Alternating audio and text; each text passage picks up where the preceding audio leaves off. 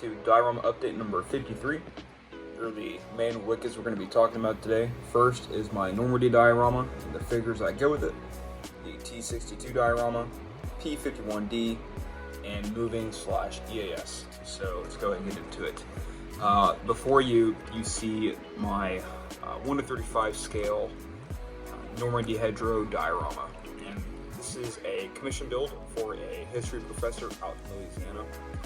Right now I'm working on the figures for that, but I just kind of wanted to show you guys the diorama itself. It's fairly big. If I'm not mistaken, it's 14 inches tall, 12 inches, I can't remember, I think it's 12 inches wide by 14 inches long by 14 inches tall, if I'm not mistaken. And the thing is pretty big. I'm gonna have to recreate this for my own collection. This was really fun to do. It actually wasn't that hard. Really good time. Scratch built the brickwork and the gate right here. This was an absolute blast. Yeah, so that's the Normandy diorama. It's got some hedgerows on each side, huge tree leading into a cornfield right there. So pretty neat stuff. And over here we have the figures that are going on this. So right now I'm working on, not all of them are done yet. The Germans are almost done, but I'm mainly working on the Americans. Right here you got the paratrooper that's going to be hung up in the tree. The only thing left to paint on these guys is their face details, so like their eyeballs and lips. And then I'm waiting on a decal sheet from my buddy in Canada. He owns a little store called Autoloader. Alright, instead of trying to explain it, I figured I'd show you guys my buddy's website, Autoloader Decals. He did this himself. He's got his store here, his contact info, his gallery, showing all his work. Here are some of the decals. He does these all himself. Some of our buddies who have reviewed his stuff say that it's really good quality, and I'm looking forward to using his stuff as well. He does like masking stencils, decals. So if you want, go check him out. I know he's also doing spent shell casings. He's starting that up, so go check that out and let us know what you think. All right, moving on to the German figures that I've done so far for this Normandy diorama. Keep in mind, they're not finished yet. They're almost done. I need to add slings to their weapons and give them some pigments, but that's really it, man. These guys are just about finished here. Really fun working on them. These are from AliExpress. These are recast models. It's what most of my miniatures are, just because they're a lot cheaper. Really good stuff. Really enjoy working on these guys. Different camo patterns. That was the Italian camo. Here's Oak Leaf A. Writing those SS lightning bolts was really hard because I have the coffee jitters when I did it. Made for an interesting time. Not the happiest with how he came out. He kind of looks Chinese. If I'm not mistaken, I don't think the Germans had Chinese units in Normandy. I think they had. Oh, actually, no. They had Chinese. I don't know. That's a question for Google. If you know, just let me know down below. The next is probably my favorite guy from the German side, mainly because of his camo pattern. He's got that nice P-dot. P-dot is one of my absolute favorite camouflage patterns. You got all different types of seasons. This is the, if I'm not mistaken, the spring camo. Or it might be the summer pattern, I'm not 100% sure. Yeah, it looks really nice. Really enjoyed working on it. I'm excited to get those slings on these guys. And last one for the Germans is this machine gunner. So, not the best, of course, but also not the worst. I'm pretty happy with how these guys came out. Definitely my best Germans so far in my own collection. A little mess up there in that corner pocket, the paint, but that's okay.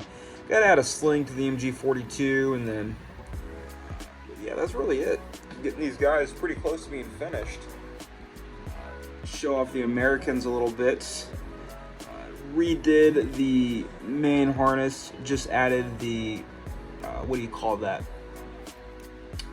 The silver just everything. I gotta paint their lips and eyeballs, and then do their decals. Once I do the decals, I'll give them an oil wash, do the nice Reichland flesh shade for their flesh, and call them good with a little bit of pigments, not much, just enough for the boots and maybe a little bit on their ass, show that they landed somewhere a little dusty, moving through the fields of Normandy. The last one is the radio operator. His weapon is detached for the time being until probably once I get him all finished, get the decals on and stuff, then I'll probably glue his weapon to him. But yeah, pretty good stuff.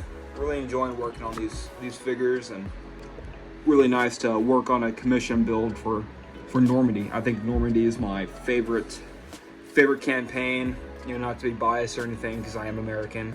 And I'm not saying, you know, the Americans took Normandy by themselves. They absolutely didn't. But you got the British, the Canadians, other Commonwealth countries, the French Resistance, all that stuff. So good campaign, a lot to cover in that. So looking forward to making all sorts of dioramas and vignettes and whatnot. But definitely I will have to recreate this one, because it's a favorite of mine. I just love how the trees look on this. So I can't wait to start doing a little photo booth here, or a little photo shoot. Fuck, I can't speak, it's almost 10 at night. But yeah, moving on, T62. We're getting close to being done with this, at least the water, that is. You know, let me move this real quick. I had to wait and get another another container of water. I'm not going to use all of it. I got one more layer of water left. Can you believe that? One more layer. Just enough to cover up some of these mishaps there. Get around just a little bit. We're almost touching the Challenger 2 armor. I want it like what would be an inch below on the actual water. But added some Mod Podge to the spots where it would be wet from moving through the marsh, little swampy area, footprints. Got the road sign there. It says, I think it's New George, and it says halt, flooding ahead, and then 112. Got some little container in the water, some tires. And then of course I'll be adding a bunch of trash to this thing as well. Candy wrappers, t-shirt, plastic bottles, which all of those are right here. So we got a log I'm gonna throw on there, some plastic bottles, and then all of this stuff. So some plastic bags will go in, a couple road signs. The flooding is gonna be kind of funny to throw in there. Candy wrappers, trash, t-shirt, all that stuff's gonna be kind of swamped up on the bank and the bushes and whatnot. So that's gonna be real nice. Once the water's finished and dried, I'll take the tape off, paint the sides, put a plaque on it, maybe add a little bit more pigment on there, kind of make that center grass not so bright, and then that'll be done.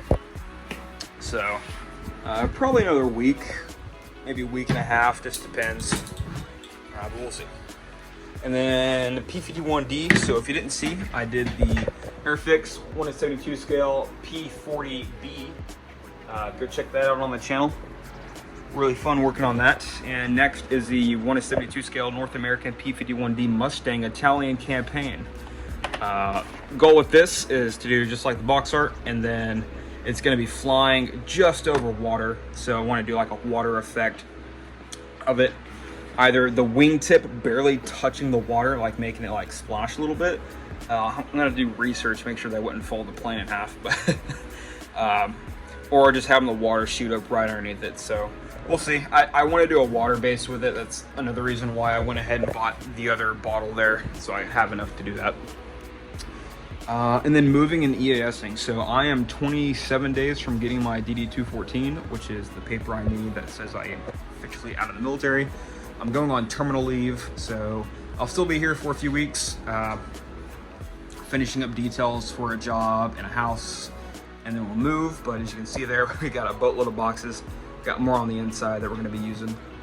So content's going to kind of slow down a little bit, besides the Normandy diorama, T62, and the Mustang, there's really nothing else planned while being here. I would love to work on either the Kampfpanzer Leopard or the, where is it? The BTR 70. I'd like to do that as a Ukrainian diorama, Ukraine war dio, or the Kampfpanzer Leopard in a motor pool somewhere getting ready to go out on a training op. That would be really fun, but I don't know, we'll see.